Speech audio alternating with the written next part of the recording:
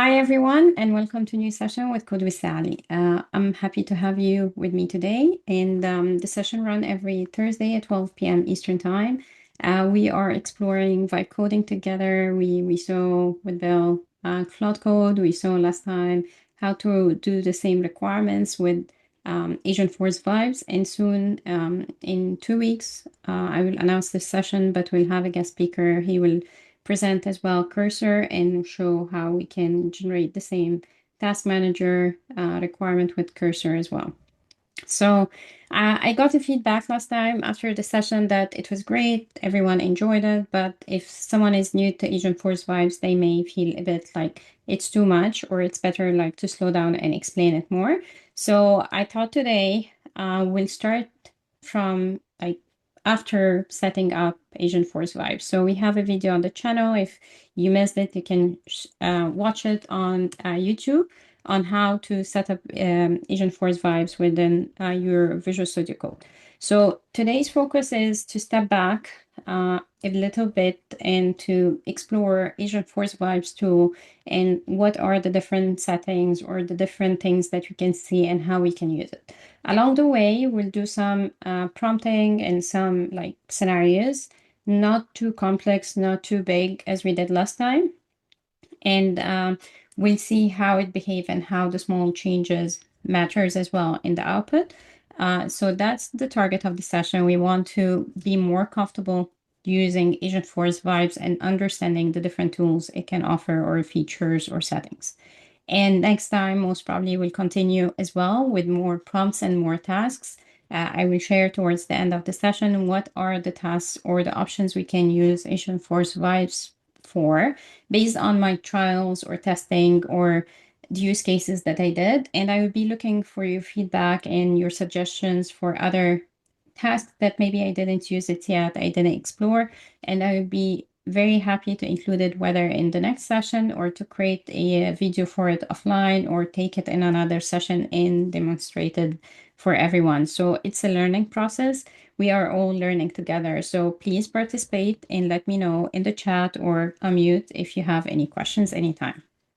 So today I called it Agentforce Vibes 101, and we will be exploring the tool together in depth. For anyone who missed the previous sessions, what we learned so far together, the last time we explained like what is vibe coding and what does that term mean for anyone and not just for Salesforce developers, but all over like the technology. And after that, we checked together how or where you can access Agentforce Vibes. And we said instead of the code builder on the web, there is the Agentforce Vibes now. And also we saw together step by step how to set up Agentforce Vibes in Visual Studio Code. So at this point, I'm assuming you have Visual Studio Code and you have Agentforce Vibes set up as well. We tried building the task manager together. We did that in the past with Cloud Code. We did last session as well with Agentforce Vibes, and we demonstrated how it generated Apex test classes, how it generated parent and child component, and all of that, like with just the prompts we gave. And we had different output during the Arabic session. So if you are interested, you can either like you can check the GitHub output for the Arabic session. It will be in the description of the video, and you can see how it's different. It didn't generate the parent child, and that's something expected from generative AI. It won't be exactly the same every time we run it. And that's why like it can be based on the conversation. You can fix, you can ask for enhancement here and there. So it's very good, or it will be more powerful if you know development and you know how to do it yourself or what you are expecting from the AI to generate for you. Today, as I mentioned, we'll take it slowly and slower, and we'll explore how Agentforce Vibes work, what are the different features, what are the different settings we can control, and how that can make a difference in the output. And along the way, we'll try a couple of prompts and see the output and the difference when we do it. So last time, we touched base briefly about the plan mode and act mode. So I want just to make it clear. Like the plan is for planning from like the word itself. And that means like you'll give instructions, you'll give a prompt. It can be short one, very long one, and you will give it to Agentforce Vibes, and you will ask Agentforce Vibe to plan it for you. So to plan it for you, that means like it will analysis your requirement. It would analysis any context files you will give, like object or an existing class. It will analysis all the inputs you will give it to Agentforce Vibes, and then it will start detailing exactly what it would generate. Like it will generate a class, what will be the name of the class. Sometimes it even explain like the logic it will have in the methods and the test class and the files. It will tell you like we saw it last time, we missed that the test class won't generate the meta file. It was generating it for the main class. So it will give you step by step what will be generated and what will be the output. It's very good and it's very useful because at this stage it didn't generate any code. It didn't generate any output for you. So it would be very easy for you to correct it. Like if you have something that the Agentforce Vibe didn't get it right, or it will create an or enabled method and it's supposed to be a utility method and not be called from the LWC.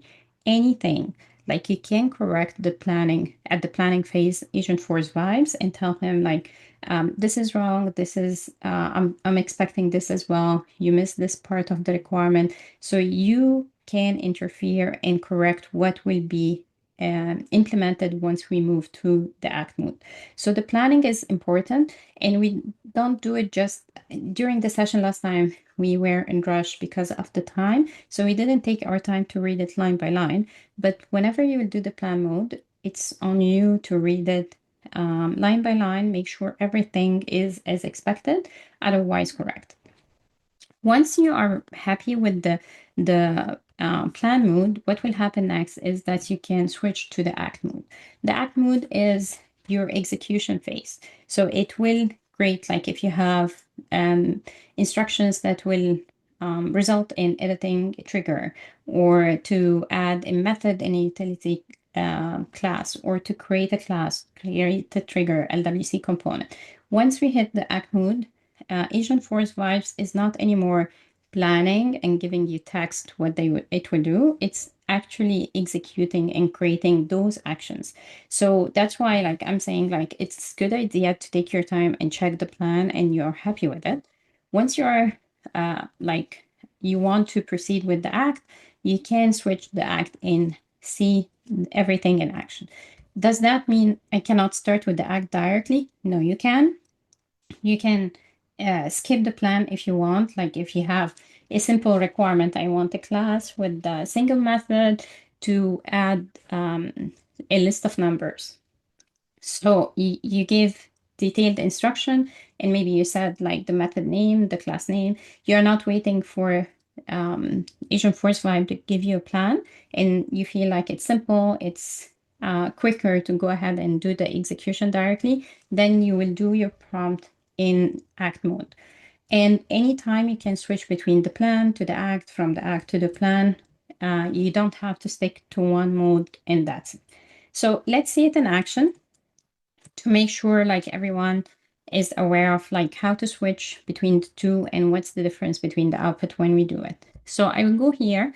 This is my Visual Studio Code. It's connected to my org. And I have from the extension installed the Agentforce Vibes, and I enabled the MCP server. If I click here, I see the Salesforce DX and it's in green, so everything is ready for me to go. So here towards the bottom, you'll find there is plan and act. When it's blue, that's the mode that is active. So that means like we are in the act mode. So act mode, it will tell you like even like Agentforce will complete the task immediately. So to be aware of that. There is shortcut how to switch between them, but I usually click. And the plan is the plan. It will gather the information and give you a plan first. So let's go for the plan. The plan is in yellow. Even here, change the border to yellow so it's clear for you you are in the plan. So let me get the prompt and we can try it together. I will again, we are not doing big implementation today.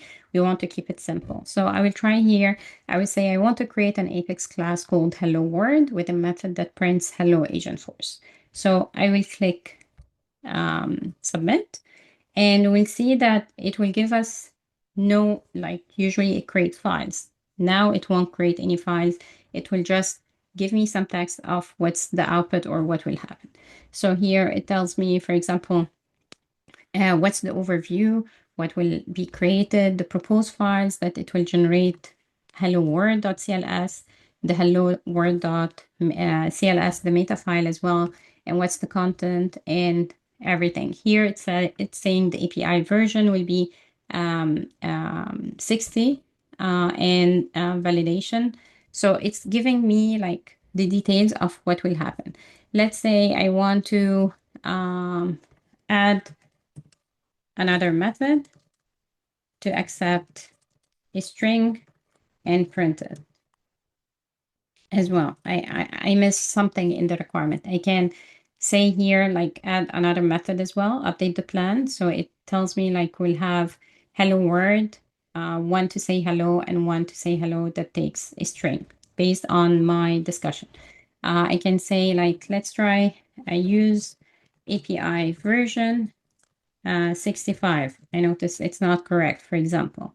So I can give here that I will have the API version 65. And now it's saying like if the plan is approved and you're happy with that, go and hit act. So once we will click the act, it will switch to implementation phase. So if we do act now, we'll start like it will start creating the files for us. So let's see here. It started creating the hello world class, and it has the two methods and the two strings. The meta file with the API version we corrected in the instruction during the plan phase.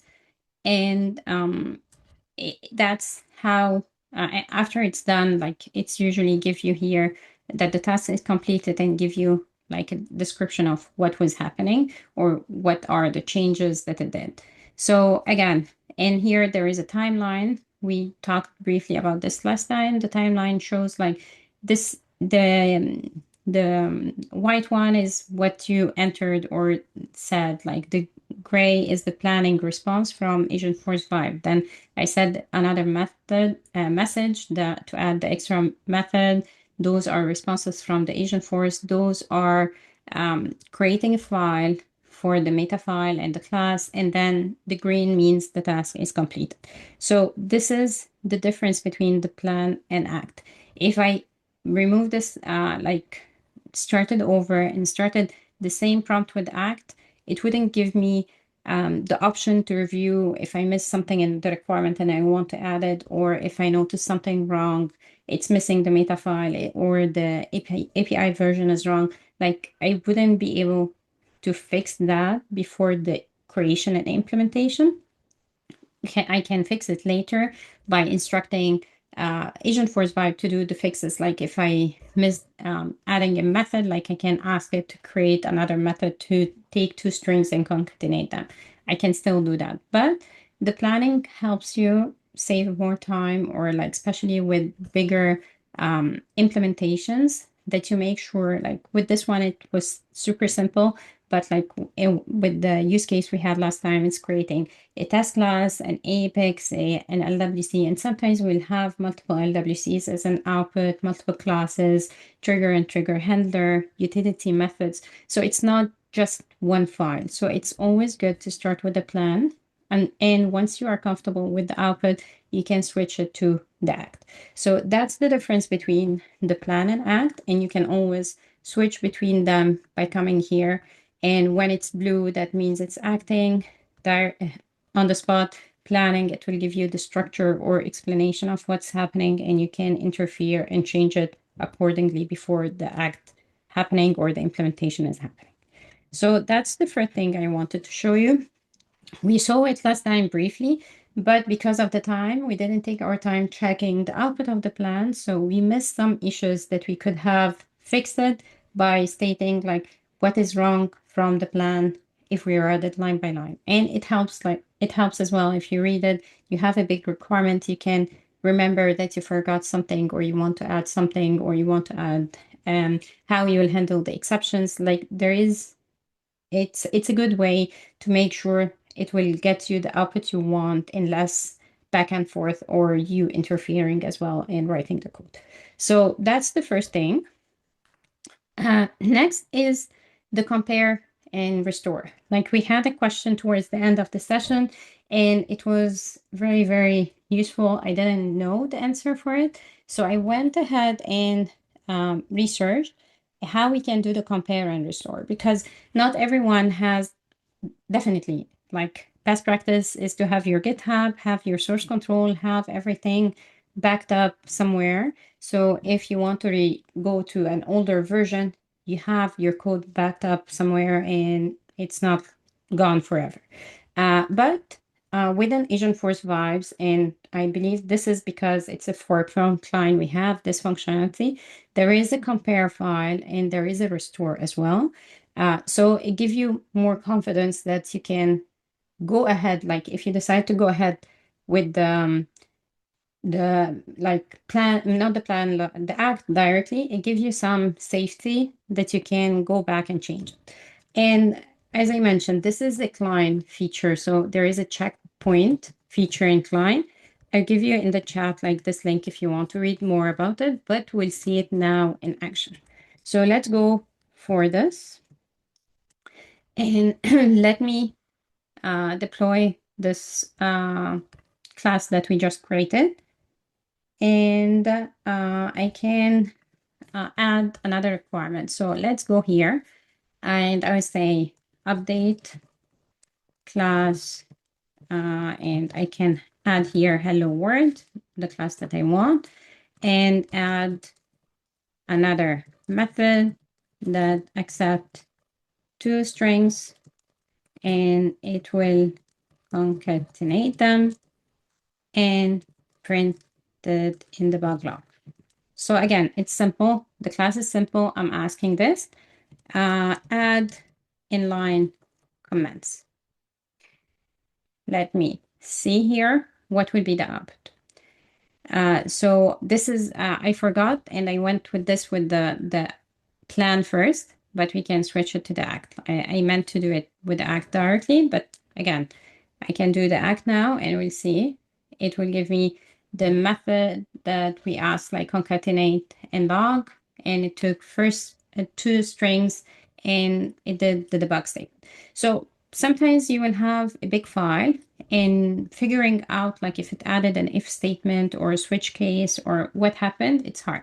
So it would be good to see what was added, like, or what are the changes. So what happens here is that before doing any of the changes, when you ask for something, it takes a checkpoint. So you can click here, compare. That will tell you like, since the task, like we started with this checkpoint, it was before doing anything, before doing any of the changes we requested.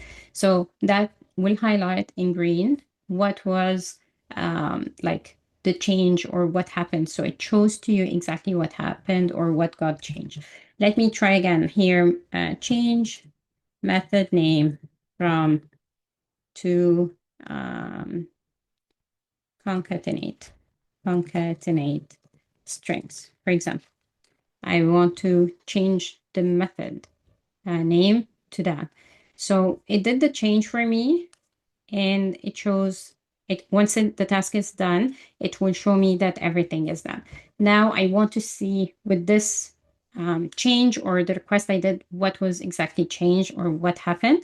So I will go and check like this one was my prompt. So I can say here, compare, because before doing any changes, this is the checkpoint that Agentforce Vibes or client took it. So that means this is where I didn't do any change yet. So I can see what happened, and it changed this method name from concat and log to concatenate strings.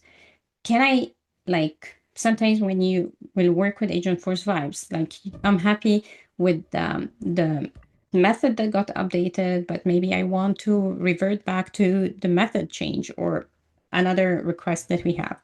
Instead of clicking on compare, you can choose to restore. So you click on restore. There is three options. One of them is to restore the file that you are working on, but keep the history of the task and the text that you have uh, as is.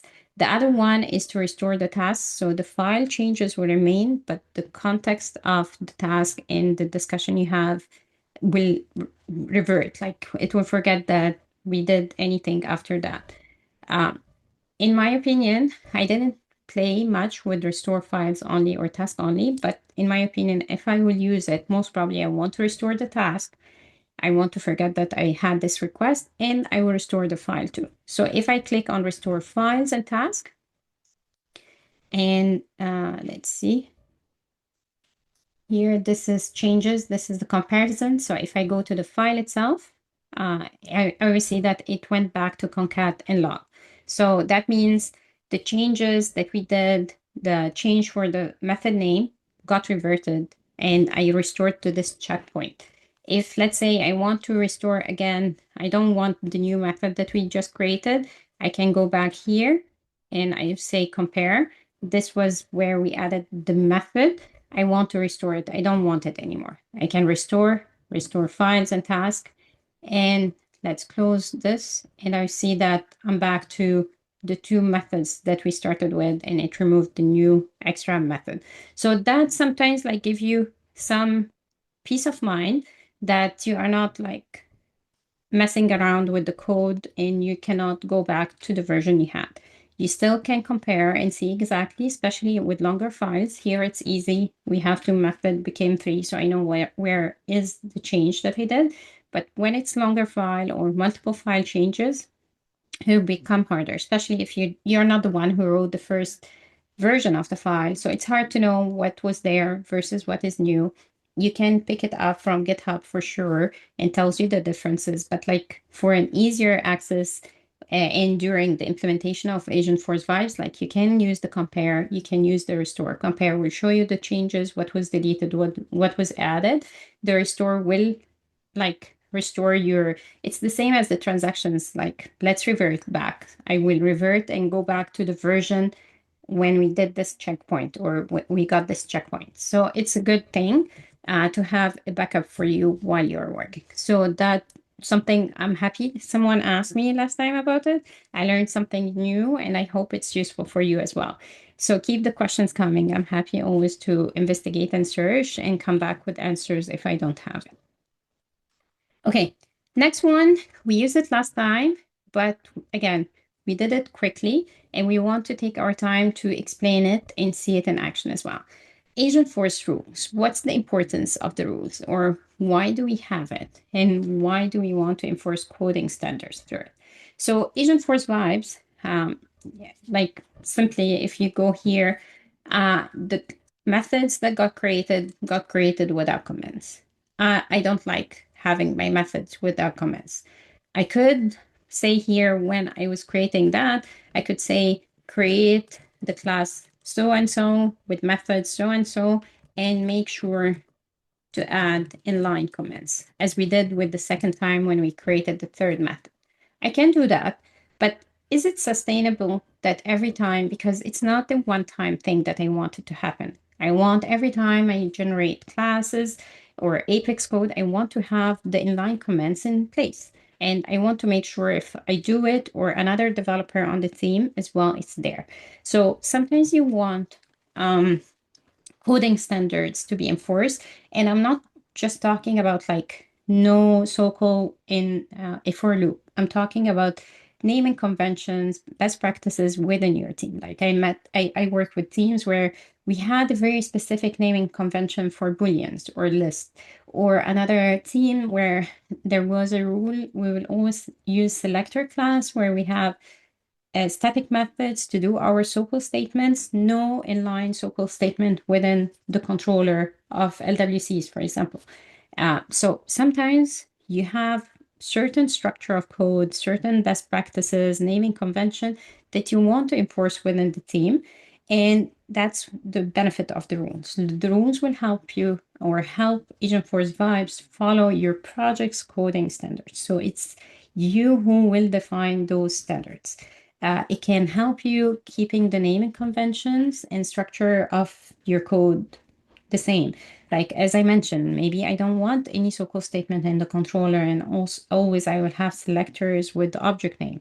So that's something like I want to start the any list with LST, any map with MAP, or set SET at the beginning, booleans is or has at the beginning to show that it's a boolean. I want to have meaningful variables. I want to make sure before every method we have a brief comment about the usage or the purpose of the method. So those are things that usually we define within the team.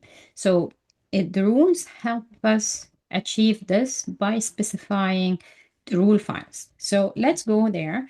And we did it last time, but we were quick. So I want to take the time and show you how it can work without or with the rules. So I will make sure the rules we go here and we see what is active or inactive. We have two types. So we went here. We have the global rules and we have the workspace rules. What's the difference? The global rules would apply to any project. So let's say you are working on 3 projects, and also you have your personal developer org has a Visual Studio Code. So you have in total 4 workspaces. If you specify a rule in the global section, that means regardless of the project that you will open and you try to work with, the rules will be applied everywhere. It's global. For the workspace rules, that's a different story. Maybe you have 2 clients. One client wants to use the selector, another client doesn't want to. One client wants in the try and catch to write a debug statement.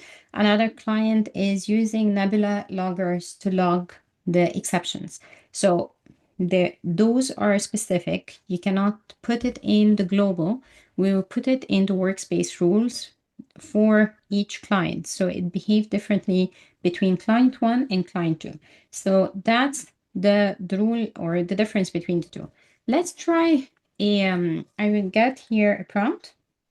And I want to show you the output without any rules, and then how, when we will go, it will be different. So I will say here, generate an Apex class called account helper that updates a list of accounts passed into it. Let's see what we will get as an output here. So we are in the act. I don't want to plan and then act. It gives me like, because it's reasoning and thinking, it's kind of giving the same plan, but it's not stopping there. It's implementing as well. So here it's generating the class for me, the CLS for it. And let's see, it should create the meta file. The meta file here generated as 60, not 65. So that's something else. And let me, I will save here. It's asking, did I keep? Okay, I will disable all the workflows and I will stop it there. I don't want it to run any of the workflows I have, and I don't want it to deploy at this point. So here it created the account helper and the account helper meta file. So the account helper, the class, the list of accounts, for example, it's named accounts to update. I don't like this naming convention. I don't like that account A is A. I would love to have it account object. So there is some naming convention that maybe is okay for someone else. And for me or my team, I don't like to have this naming convention. So what we would do is we will go to the rules, and if I choose if it's global or if it's workspace specific. So let me try, even always we do global. Let me try the workspace. I will give a name. So, and it will, when I click enter, it create me an empty file where I put my rule. So the rule, I put that it's applying for the CLS files. And so you say it's applied to which pattern of files. So I want it for any CLS. I can add triggers too. And then I'm saying, what are the guidelines? I want try and catch. I want clear comments. What's the class name, like the class name, Pascal, count case for the variable. I want, if I have it as class, to end with a test at the end. And I will put the naming conventions that I want for list, for map, or set. So it's just simple. The other issue that I noticed that we had, like the meta file was at version 60. I want to make sure that every file got generated will be at 65. So I can go, I had another, sorry, I created this as a workflow. Sorry, let me delete this. I was in the workflow. So I have to go to rules, and I would say here, Apex consistency rule, and I put the text again. The other thing, I have another one for the meta file that I had it created before. I can click on the pencil to edit. It tells the instruction I want to use 65 as the API version. I will enable this. And let me go back here, and I'll change, like I will give the same instruction, and I will name it something else so we can compare the output. So I get here the prompt, and I start new task, and I say generate an Apex class called account utility, and update the list that is coming to it. So another class, change the name so it's not the same file, or we are not updating the same file. It will tell me that I will be generating the class and the meta file. So now we have comments. I have a try and catch, and I have the list starting with LST. I have the meta file output as 65 now. So the rules will impact the output. Like if I put them side by side, here account utility, and I put here the account helper below, and I put here the class itself. So the meta file, the difference now that generated with the rules applied, the rule that I put that I want the version 65. For the class itself, I have differences in like the naming convention, like the list. I have the try and catch. I have the comments that I wanted to happen. So again, I'm not reviewing the code and the quality and the output that came. I'm just showing you that you can control the output of your code generation by adding rules. It can be global, it can be workspace specific, and you can delete it if you don't want it anymore. You can edit if you want to add something on top of it. So that's the importance of rules. We had last time, and if you go to GitHub folder, we had couple, like for LWC, the JavaScript, for the HTML, for the Apex, for the Apex script that will be generating. Like we had couple that I used during the execution of the task manager. Conrad, do you have a question? Yes. So, and I don't know where I've lost this, but so I understand your concept about two different clients. You'd have two different rules that may apply in the workspace. Yeah. So what is I guess I don't understand the scope of the workspace. What does workspace refer to? Is it the project The or? project. So we are an Agentforce Sally personal project. That's my workspace. So if I open another project, let me try to get another one here. 1 second. Let's move this. I get this one. So I have code with Sal. This one, if I open the Agentforce Vibes in it, the rules, like I want to see this workspace rule. I will see the other ones like that are like global. I can have them, but the workspace will be applied only to your project. So if you have a project, like couple of projects, and one of them, all of them you want the API version like to be 65, or all of them you want in the to have a try and catch, or you want the naming convention of the list to be LST, for example, You'll have this in the global. But in one client, we are happy to have SOPL statement in the controller. Another client wants to use the selector pattern to have your SOPL statements. You won't have the rule that we want to use selectors in the global because it will be applied for everyone. You'll have it only in your client. And also, I work with clients or projects where even like at a consultancy, but we are working with specific client where they are enforcing naming conventions. So even if I like list of comments, LSD accounts, they may prefer ARR accounts.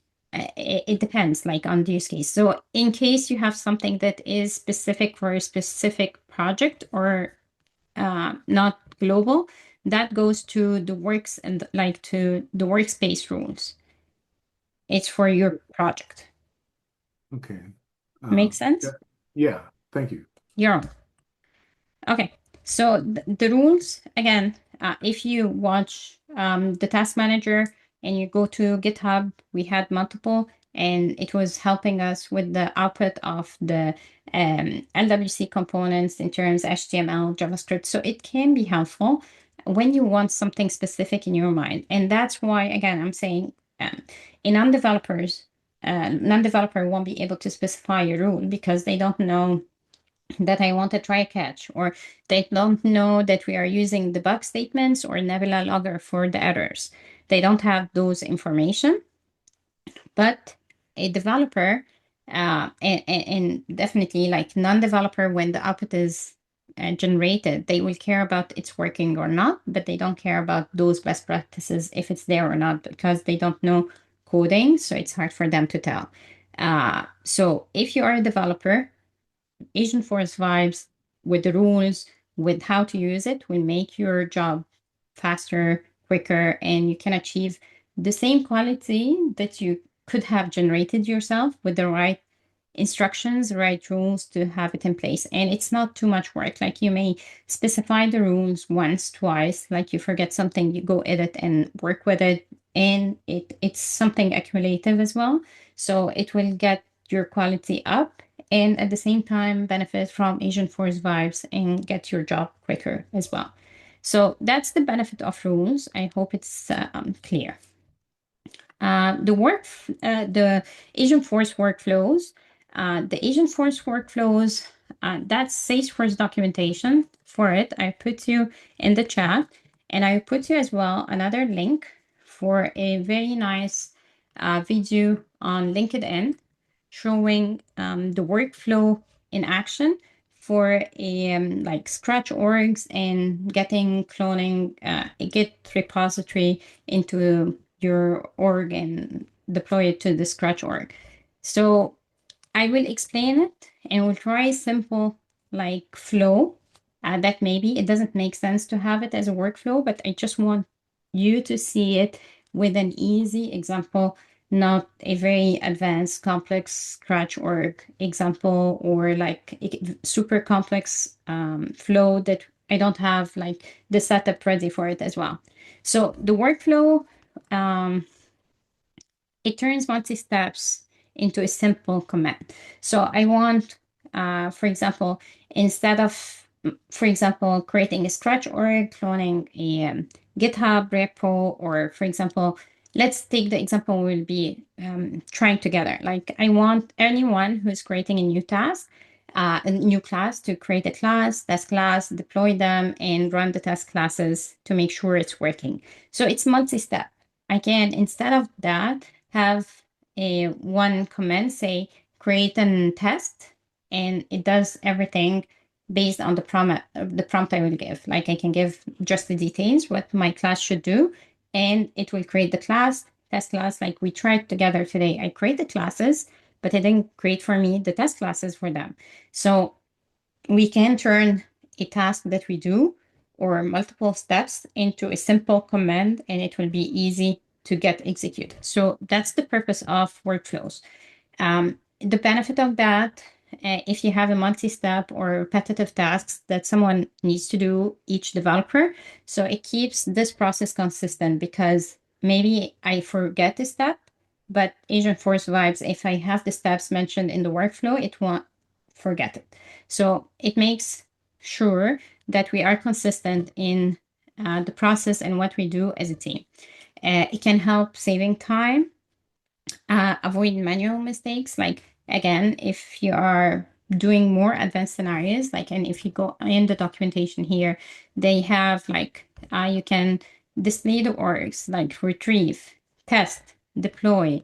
Another like to ask questions and get response. I want to deploy for a target org. So there is a bunch of like commands and things that you can do. And again, sometimes you need it in multiple steps and you don't want it like to be forgotten or followed, like, or someone do it in a wrong order and it doesn't work. So sometimes you don't want it to be manual and you want to automate it. And anyone who worked with Scratch orgs, like I was working with an ISV company, and we had a lot of that. Like we, with every user story, we had to create a Scratch org, and we had to run some scripts to do loading, to load some data for us, and to do multiple steps. And having this automated as well will help for sure and be faster or quicker. So let's see it. Again, I'm not going for a complex scenario. We'll go for a simple one. It's just to see it, how it's working. So let me make this bigger. Again, we go here.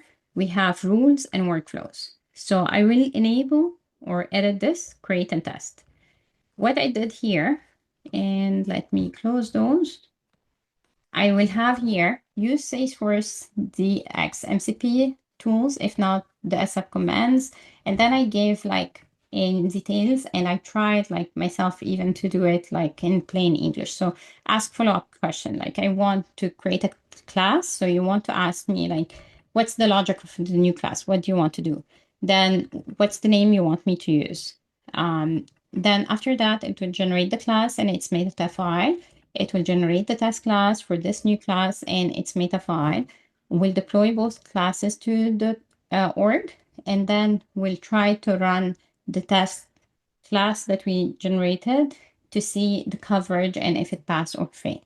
So that's, and I will have this workflow for you in GitHub if you want to try it. But again, it's supposed, I guess, the best usage for it will be for more complex scenarios.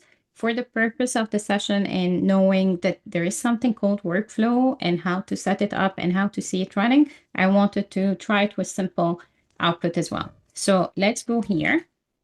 How to do it is now if I go here and do backslash, I will have a workflow command section.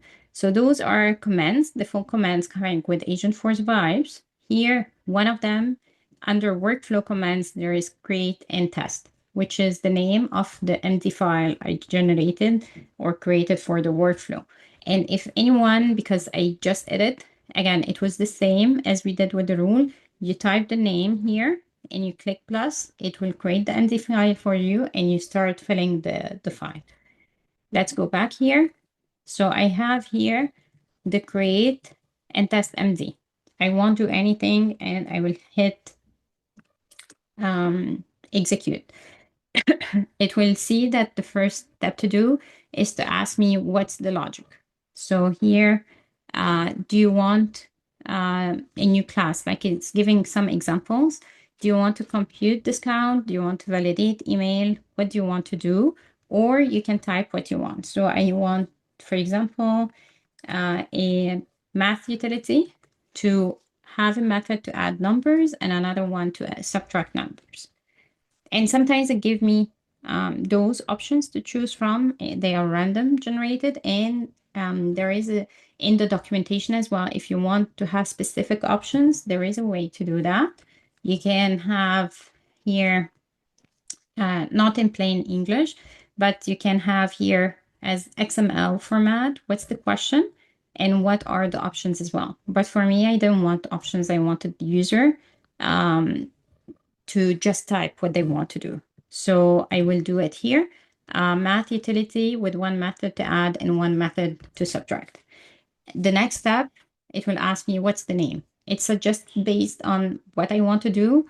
that maybe I wanted math utility or simple math or number ops or something else, and I will specify it here.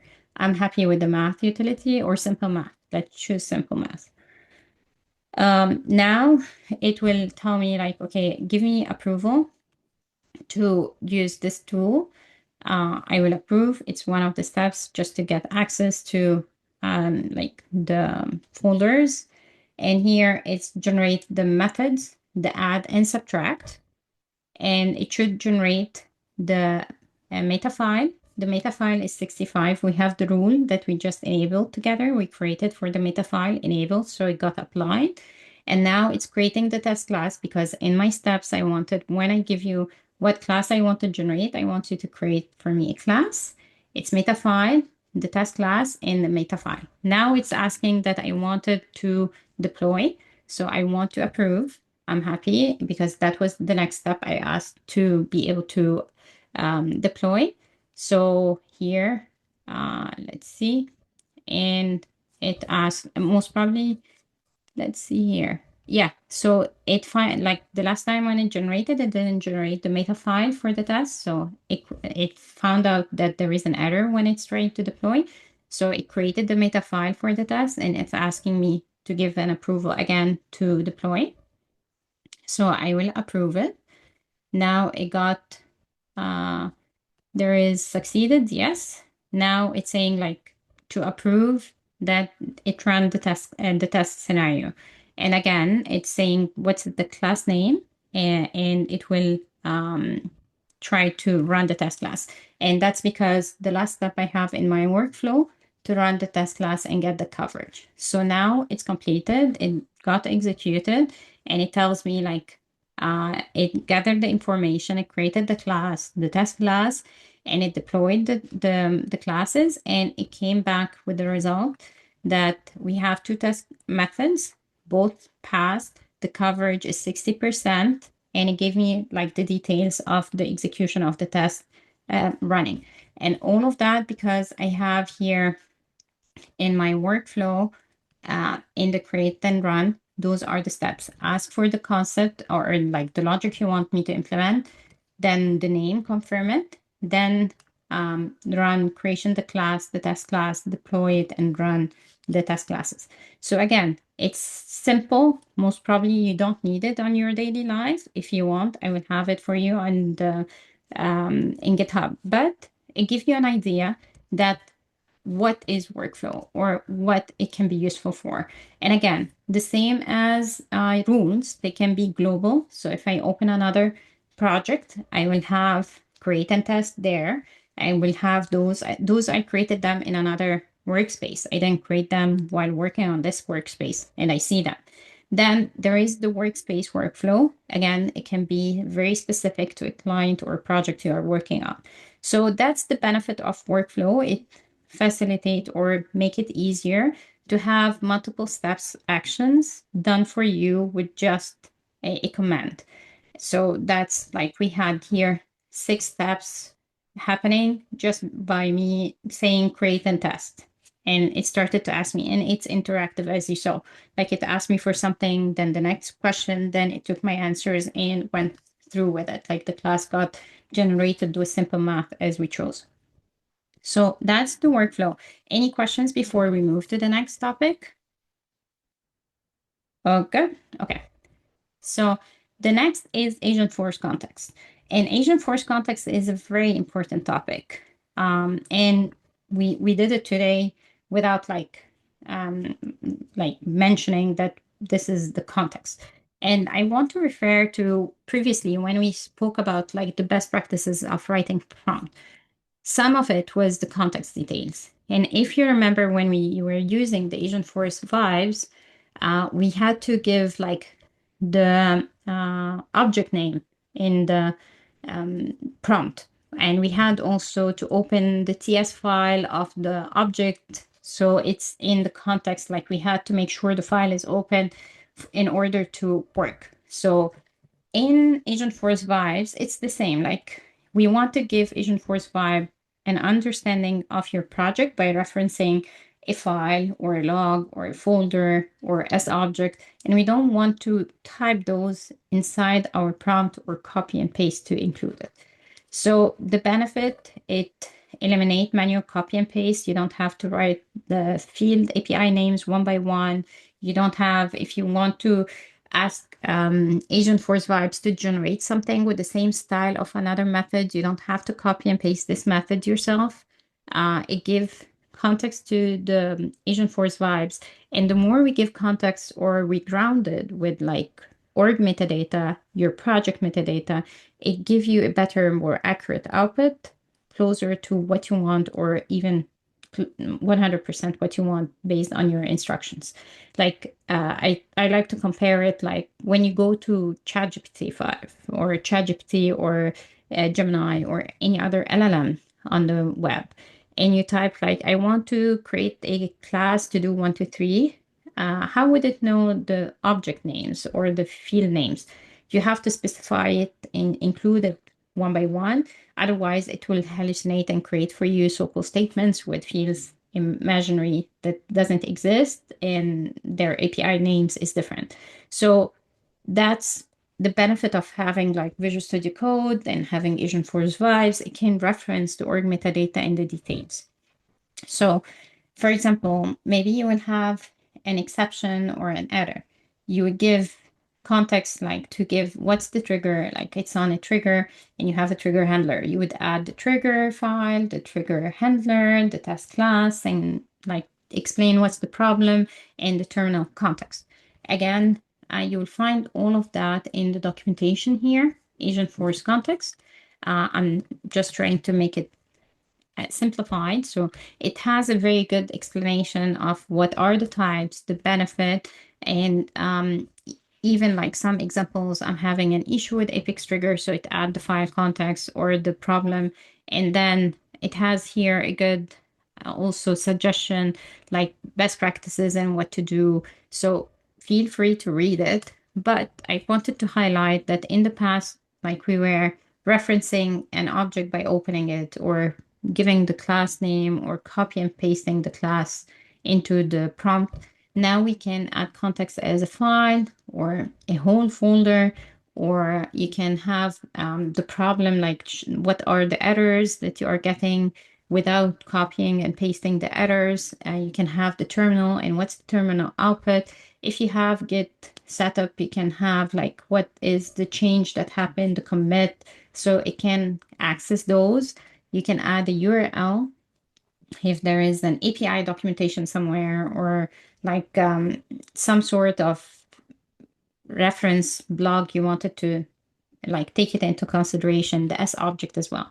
So how do we add those contexts? Let's see together. So if I go to Agentforce Vibes here, and I do see here, it says, I cannot highlight, but it says type add for context. So this is what we do. Add, and it will give you the type that we saw. Like you can choose a file, you can choose a folder as object, you can have git commit, and there is the terminal or the problems, or you can paste a URL to fetch the content of this URL. So those are the types. And another thing, like I know you can, it's hard for you, for example, to go to files and like scroll down and see which one you want to go. It can do autocomplete. So I want the math utility for, or simple math. I have here, I can choose simple math. So you can write and it like gets you or filter based on what you're writing. That's one way. The other way that I wasn't sure, like I didn't know that exists, but I was happy to see it. Sometimes, like for example, I want to refer to this class, this method that I want to follow the same structure for it. I can highlight it instead of adding the whole file, because sometimes the files are too big and you want to reference like a small tiny piece of it.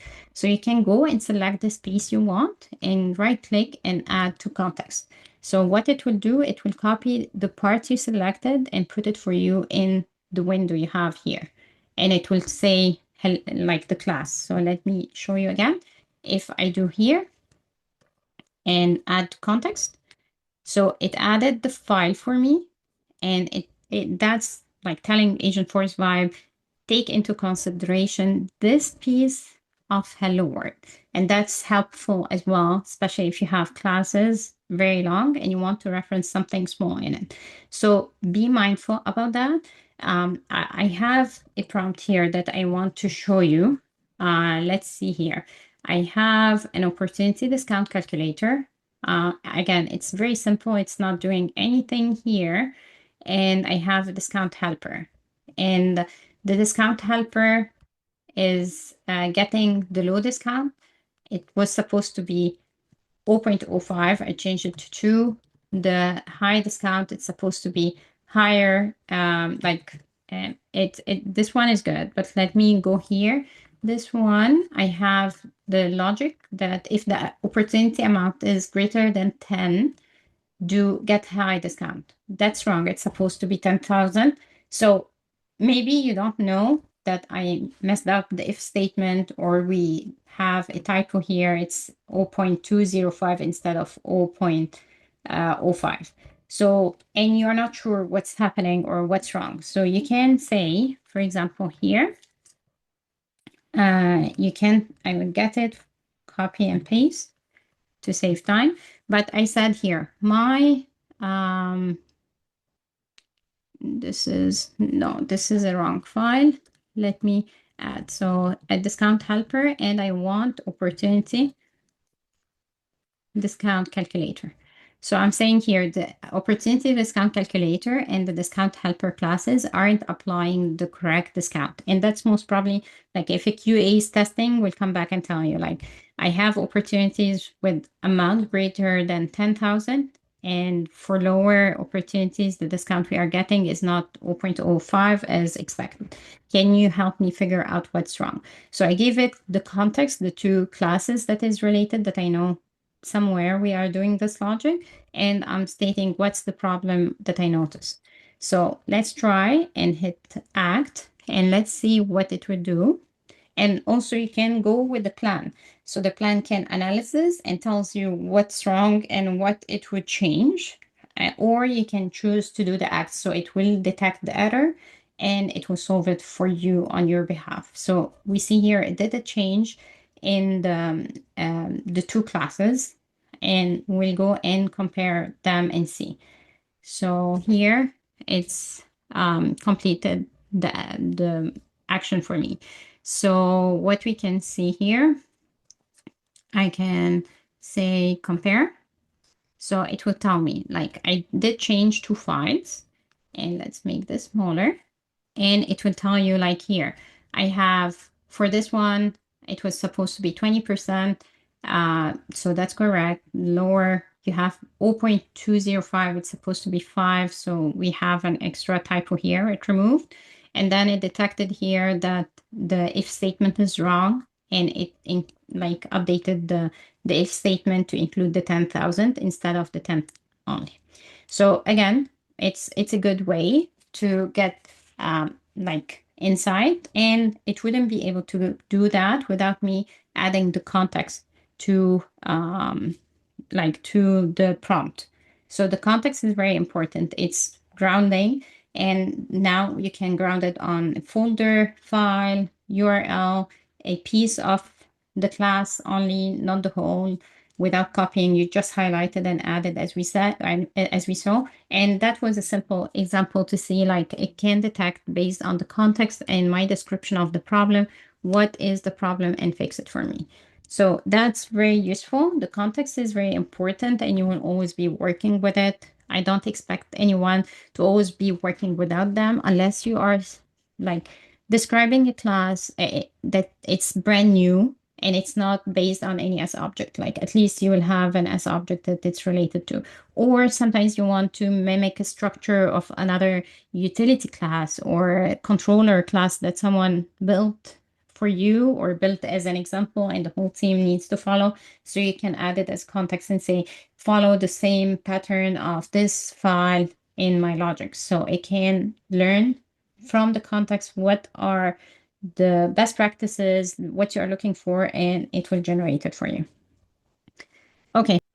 Next is the auto approve and save commands. I want to show you those settings, they are settings that control how Agentforce Vibes will behave and work.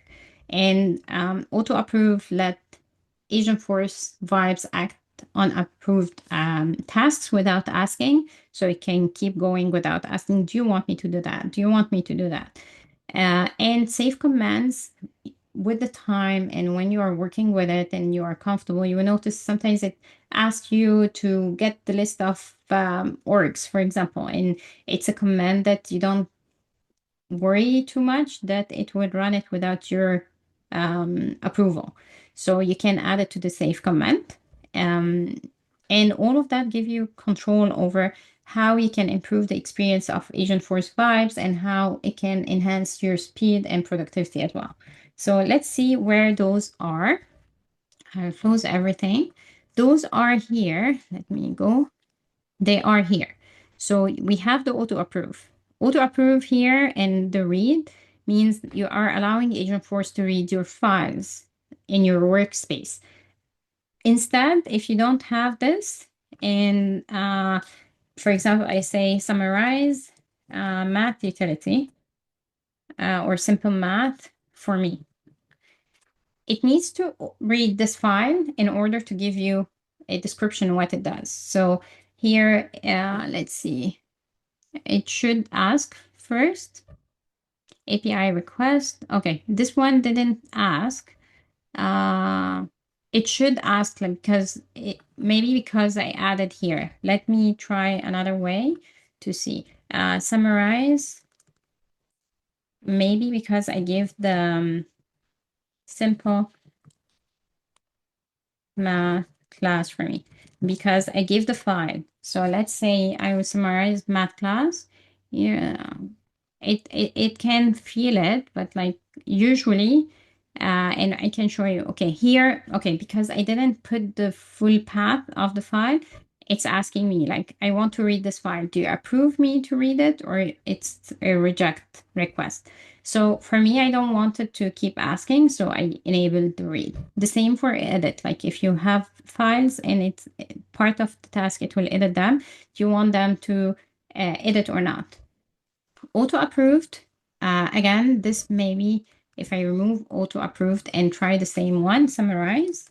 Now it should be, I believe, ask summarize simple math. So if I do it, I'm saying nothing, I don't have auto approve. I have to approve everything. So let's see. No, this one, it seems like when we give the context, it's working like you have as most probably because we are loading this file, so it doesn't need to read it. I'm giving like explicitly the approval for it to read it. But again, the edit, if we remove it and say create a class called string utility. So it will try to create the file and it will ask for approval first. Like we won't see it like creating the file here. So I give like, I would create a string utility. I will have those methods. It's doing the API request. And now, okay, now we switch to the core because we finished the 50 requests for the day, but it started creating. Okay, I see here enabled got switched. So let me cancel this. And I would go for the, it's not enable. I will try it again. I create a string utility class. And let's see, I should have the string as capital, but we are trying. So I need to create a string utility class, it's stating, and now it's asking me. Like, I don't know what happened last time. It got enabled, even though I had disabled, but maybe I clicked on it or I'm not sure. So it's asking me like, I need to get access to this folder directly. I have to say yes. Then it says like, can I create this file, account utility, or I want to read this file?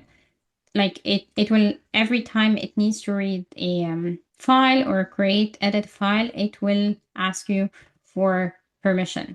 So again, if I open here save comments, it has here, do you want to read project files or all files in your computer? So usually you'll enable only the project file unless you want something else. the same. Do you want to edit all files or only your project files? And there is here a notification, like maximum request, like maximum it will approve 20 times on its own. And then if something it needs a task where it will need, for example, edit or read for the 21st time, like after, it will stop and say, okay, Agentforce Vibes approved automatically 20 times. Do you want me to still proceed, or do you want, like, are you okay to approve it or not? So that's number, like, you can control it. Like if you face any issues that it does a lot of requests that you don't need and it's consuming, for example, API request, or you want to be more in control step by step, you can change this maximum or you can disable the automatic approval.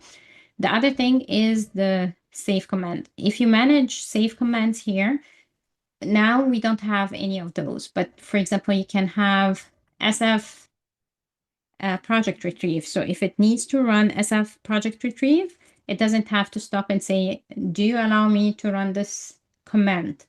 Like if you have any command here, whenever Agentforce Vibes needs to run this command based on your prompt or the plan it doesn't come and ask for you, can I go for this or not? It will just go for it and implement it as long as it's in the save command. So it will be based on each person and their usage or what they are doing. And if they notice like multiple approval requests coming, and some of them they feel it's safe, like to retrieve, it's fine. Maybe you don't feel comfortable deploying because you want to review first that you want to deploy or to review the changes. So maybe you want to have, when it has the hashtag, that means it's commented. So we have 0 safe comments now, but like maybe you don't have the deploy as part of your file at any point because you want to review it manually. But you can have here the retrieve. For example, you can decide I will allow this. It's safe for me. I don't need to have it approved. So this is mainly its settings type, like a group of settings that help you control the request. And there is a question if we can increase, let's see, save commands. I think you can increase it. I don't see a limit. So it's really up to you if you want to increase it. I didn't test to increase it or change it, but I got this message before that it told me like Agentforce Vibes approved 20 times. Do you want still to proceed or not? Like because the maximum is 20. But you can increase it for sure. Okay, so that's the settings. It's again help you control how Agentforce Vibes will work. Definitely, if it will stop every time and ask you, do you approve me to read that? Do you approve me to create this file? It will slower your productivity, but at the end, it's based on your comfort level and what you wanted to do without your approval and what you wanted to stop and ask for.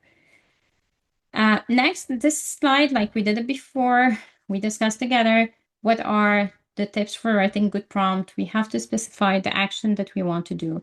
We will have to say the context, like what is the context related to the task we are doing? What are the best practices that we want to follow? Any additional context, like if a class is used in LWC or not, if it's a utility, if, for example, we have Nebula for logging, like it's any extra context that will dictate how the output will be. And we had the slide when we were talking about Agentforce for developers. What I want to highlight now that the context details, in the past, we had to open the file, the TS file, and make sure that the file is open. And it was hard to like have multiple files as part of the context details.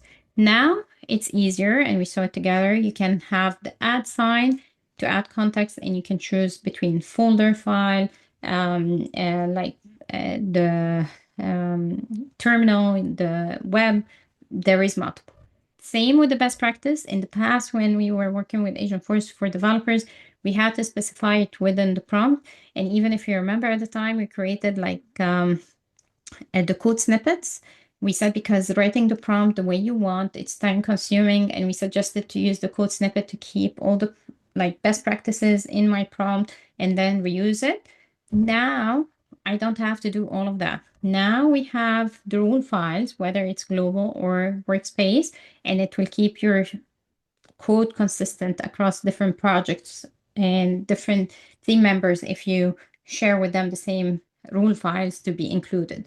So the action will remain in a way or another still in your prompt, unless, as we did last time, we had part of it, the actions and what we want to generate in a requirement file MV, and we included it as context details. The additional context, again, it would be within, whether in like a requirement file or whether you have it in the prompt to give more context of specifics that will impact the output for it. For the Agentforce Vibe use cases, I have some use cases that I would love either to show most of them or like part of them, but today we are at time. So next time we'll try working on those like one by one as much as we can. If you want, like, tell me in the comments or send me on LinkedIn if you see a use case that you think it's very important to start with. Tell me. If you feel like there is a use case that you think Agentforce Vibes will help us achieve things faster doing it, let me know and I will try to add it too. So your input will shape the next session. I don't know if we'll have the time to cover all of those next time or not. We'll try to do as much as we can. But if you have priorities or things you want to see first, comment on the video or send me on LinkedIn and I will keep an eye and I'll make this into consideration to start with the request first.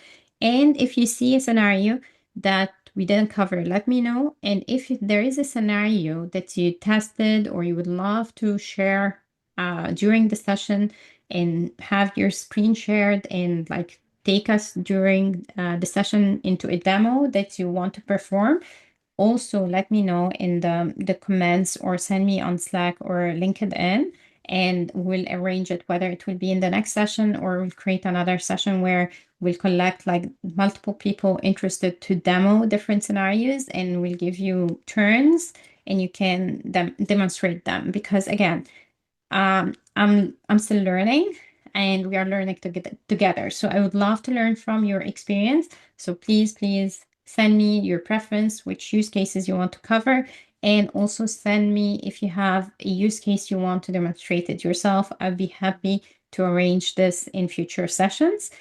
So next time we'll start with this and we'll try as much as possible to cover as many as we can and put into consideration any priorities you have, and we'll arrange as well the show and tell that for whoever is interested to show their use case or cool stuff they did with Agentforce Vibes. I would love to include this and learn from you, please. So I hope the session was useful. I hope that satisfied the request we got to slow down and step back and explain the tool rather than jumping into complex like prompts and big tasks to be implemented.